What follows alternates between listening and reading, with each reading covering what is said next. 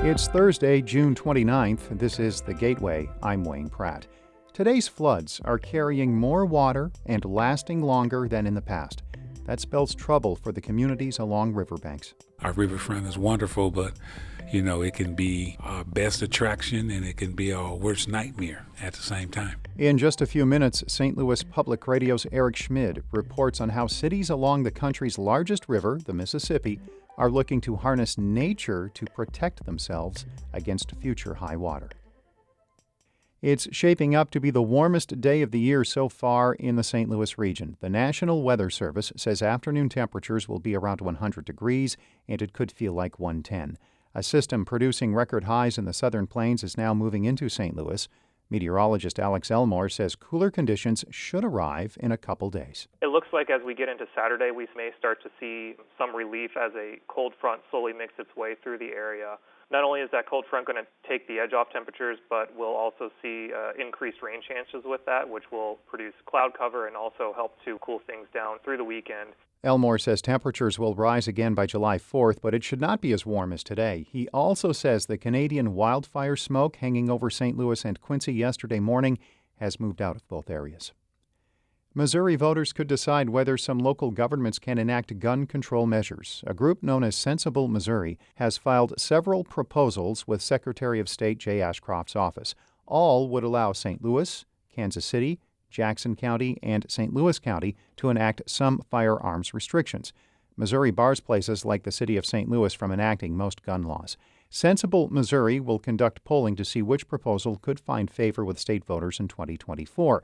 Backers of that plan would then need to gather around 171,000 signatures across 6 congressional districts to make it on next year's ballot. After a deadly shooting at a downtown St. Louis party, city policymakers say it's time for the legislature to get serious about taking guns away from juveniles. St. Louis Public Radio's Jason Rosenbaum has more on the issue from Representative Steve Butts' appearance on Politically Speaking. Earlier this month, one person was killed and 11 people were injured at a party in downtown St. Louis. Many of the victims were minors, and Butts says it shows the need for the state legislature to pass bills to keep guns away from juveniles. Even though the GOP-controlled legislature typically doesn't pass gun control measures, Butts says there is bipartisan agreement that something needs to be done to disarm minors. Underage minors should not be walking around in public with loaded firearms, period. Butts also supports a proposal by St. Louis Alderwoman Kara Spencer to bar people from openly carrying guns without a conceal and carry permit. I'm Jason Rosenbaum, St. Louis Public Radio. That episode of Politically Speaking is at stlpr.org. The principal of Central Visual and Performing Arts High School in St. Louis has resigned. Casey Shahid led the school through the mass shooting that killed one teacher and one student in October. The CVPA graduate was principal for 8 years. Shahid's contract expires tomorrow. The Missouri Department of Natural Resources is trying to determine if Coldwater Creek has harmful levels of a chemical accidentally released this week from a Boeing wastewater treatment plant. St. Louis Public Radio's Lily Halloran reports. The water was being treated when a Boeing containment system failed Monday, releasing 1,000 gallons. Officials want to know if it contains the carcinogen hexavalent chromium or its friendlier cousin, trivalent chromium. Michael Kessner is a DNR project manager. He says the department can't start a cleanup until it finishes testing. We shouldn't have any issue with people directly pulling it up from a well. However, cold water itself does have it in it, so we're not sure how far that's going to move. Kessner says people should avoid contact with Coldwater Creek. I'm Lily Halloran, St. Louis Public Radio. The Environmental Protection Agency is making more than $1 million available to Missouri communities most in need of clean drinking water.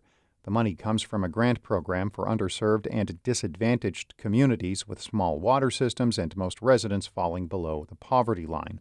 EPA administrators say it's part of the agency's push to make sure vulnerable communities can comply with the Safe Drinking Water Act. Illinois' corn crop is doing worse than 2012 when the state suffered one of its worst droughts in decades. State climatologist Trent Ford says the 2012 drought lingered deep into the summer.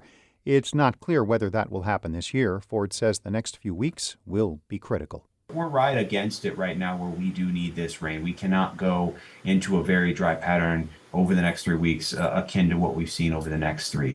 Ford says the July forecast shows promise for more rain.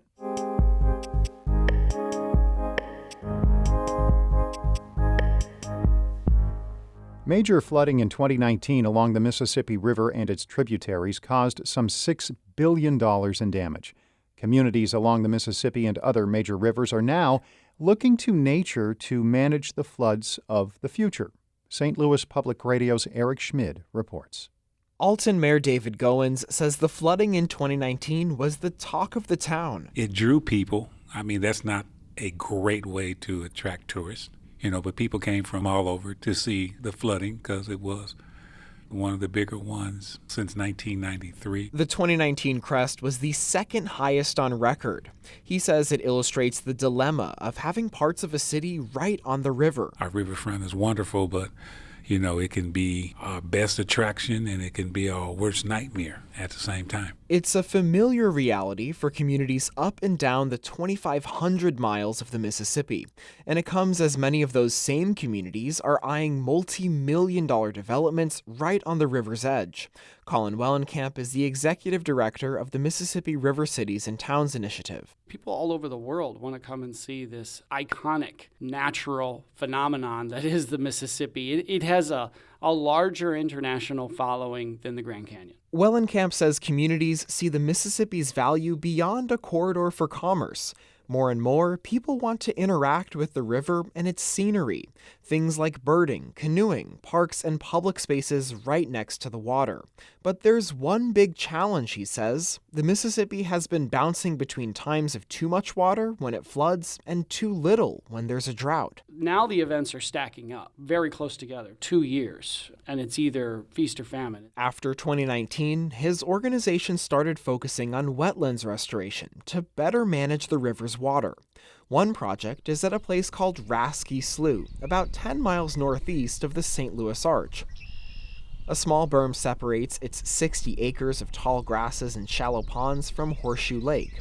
Mike Sertle is here, watching for egrets, great blue herons, and other birds. You know you're in a wetland or near a wetland when the redwings are around. Sertle manages Mississippi wetlands restoration projects for Ducks Unlimited. He says this slough can hold excess water during flooding and heavy rains, like what happened last July. Water from Rasky trickles back into Horseshoe Lake and eventually to the Mississippi. The goal is to mimic a natural system. You want to dry it out every now and then because it aerates that soil and we get a flush growth of vegetation. Plants that suck up more water and provide habitat.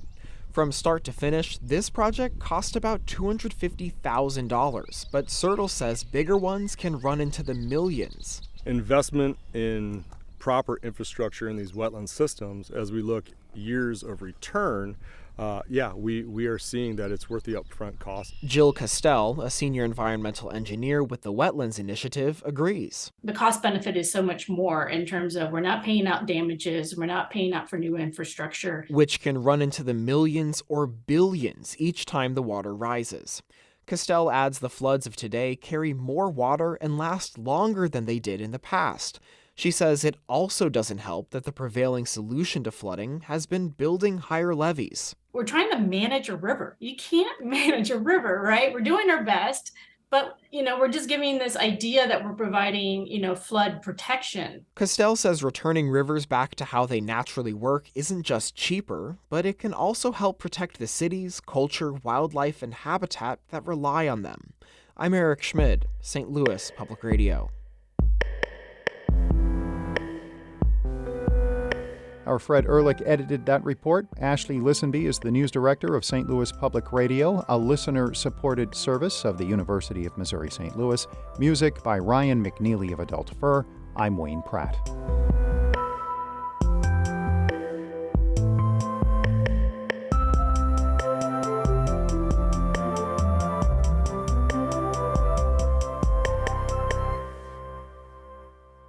Support comes from the Missouri Forest Products Association, committed to conservation and careful management of the state's forests to make them more resilient and better habitats for wildlife.